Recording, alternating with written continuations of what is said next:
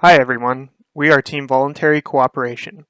For our learning circle, we chose to share our personal leadership stories about horrible bosses we have had in the past and what we can learn from these bosses. Each of our stories talk about a horrible boss experience we had and what we learned from the experience as it relates to this leadership course.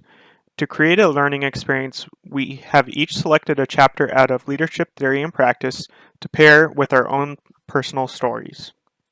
From 2011 to 2014, I worked at HomeGoods in various positions. During this time, I had two store managers. One day, the company decided to swap the two store managers' locations. This was when I got a new store manager that had only worked at a slower location. He was not prepared for how busy our store was and how much product we had to move each week. Over about 6 months, the store started to slowly fall apart as workers could not keep up with the demand. Packages were being stockpiled in the back because nobody had the time during their shift to open and place them on the store floor. My manager started to become flustered with the situation as he was under a lot of pressure from the regional manager, who would often visit our store. This pressure caused him to be angry with many of his employees, which caused the employees to have low morale and motivation to do anything that would help the store. He would even yell at customers sometimes. Having had a good manager prior to this one, I was aware of what mistakes he was making with his employees. By looking at the leader-member exchange theory, this manager appears to exhibit signs of having a low LMX score with his followers. To improve his scores, he should focus on fostering better relationships with followers to motivate and increase morale. It includes trying to understand the job problems of followers and recognizing follower potential. The leader from Chad's story did not adjust his leadership style to suit the motivational needs of his employees. He should have quickly noticed when employee production, morale, and motivation began to decline. After noticing this, he should have adopted a more path goal leadership approach by clearly defining production goals, clarifying the suggested path for reaching them, finding the obstacles that were preventing the store from keeping up with demand, and providing support to employees. It's clear that the decline in morale and motivation was directly related to the backlog of stock and the manager's negative response to the situation. To counter this, he should have chosen a leadership style that would have encouraged employees to reach their goals. In this scenario, the manager should have also offered rewards and incentives for employees who increase productivity, speed, and efficiency. I was out of state attending a customer care managers meeting when an angry customer contacted the CEO of the company. He asked his executive assistant to contact customer care to resolve the issue. The CSR told the executive assistant that she was currently on the telephone with another angry customer, but assured her she would call the customer next. The executive assistant contacted my boss, who was the vice president, and she conveyed to him that the CSR was very rude and wouldn't assist the customer. The vice president instructed me to fire the CSR immediately by telephone. I told him that I need to speak with human resources to ensure that firing the employee wouldn't cause any liability issues for the company.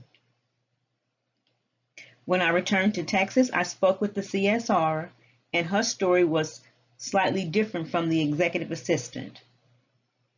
When I spoke with human resources, they informed me that I had made the right decision.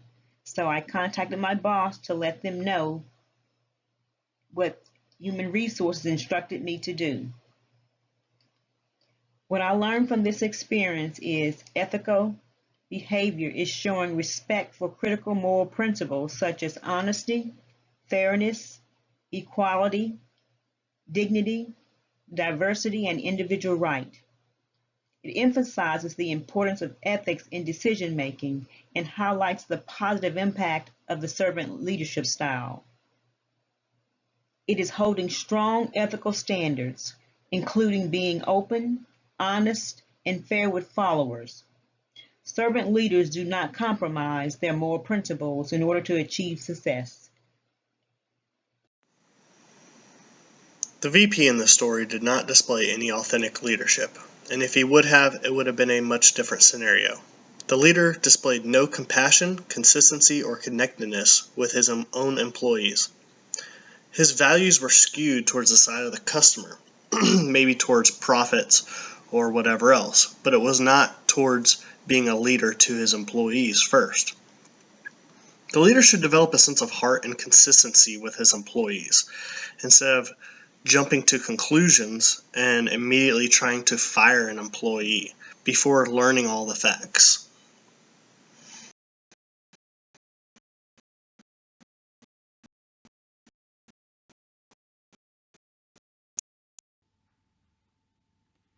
A few years ago, I worked as an assistant manager at a bowling center on a military installation.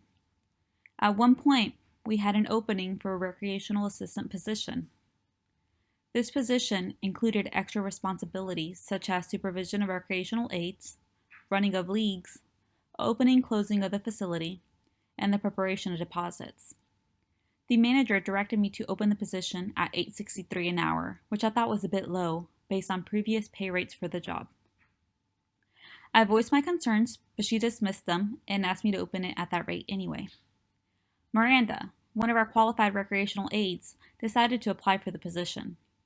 However, Miranda was currently getting paid $8.61 as a recreational aide.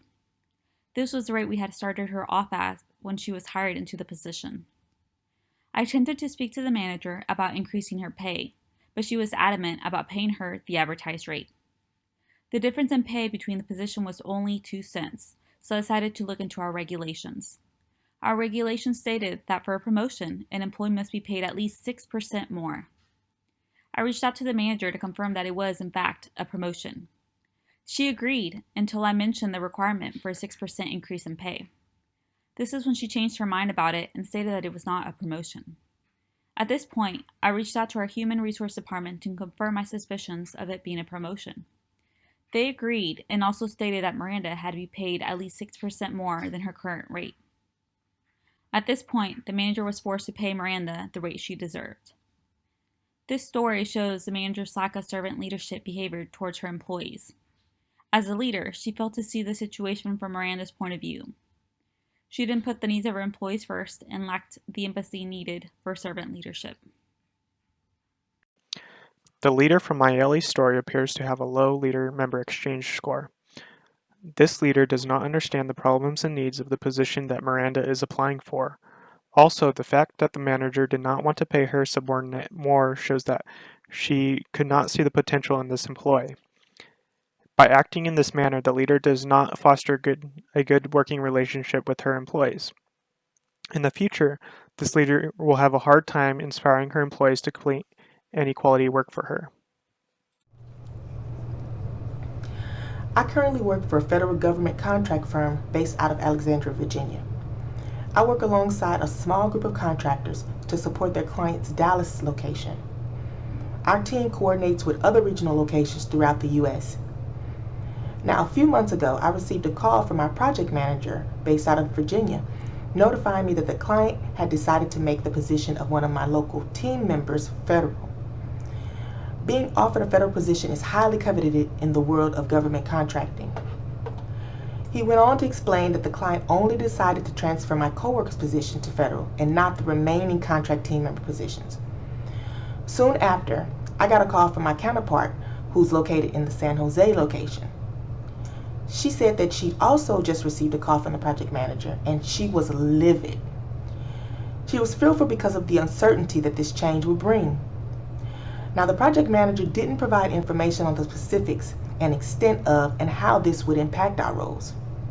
She was also offended with how the firm and the client handled the situation, believing that this move showed that they did not appreciate or value our team. Weeks went by without either team member receiving any update or any info regarding this change. Plus, management was highly secretive. I noticed that after speaking with numerous team members at our local office, as well as the additional offices, everyone felt the same way that she felt and was very stressed because of it. I scheduled a WebEx meeting with all of us to encourage everyone to voice their thoughts on the change and to offer their suggestions, if any, on how our contract team could continue to work towards completing office objectives in a stress-free and productive manner. Unfortunately, neither the firm nor the client exhibited adaptive leadership. This was an adaptive challenge that caused a high level of distress in our workplace. After the meeting, members no longer looked at the change negatively. Morale and engagement improved, and our team relationship bond grew stronger. This experience has taught me many things. We all deal with stressful issues differently. I learned that when challenges arise, followers fear the unknown. Leaders must continue to communicate during these high stress times. I also learned that when leaders do this along with giving followers a voice, direction, and focus, they'll notice a reduction in stress and an increase in motivation, production, and success. The project manager from the Kiwa story has low adaptive leadership skills. An adaptive leader should be empathetic, calm, fair, a real team player, and be able to regulate stress during organizational change.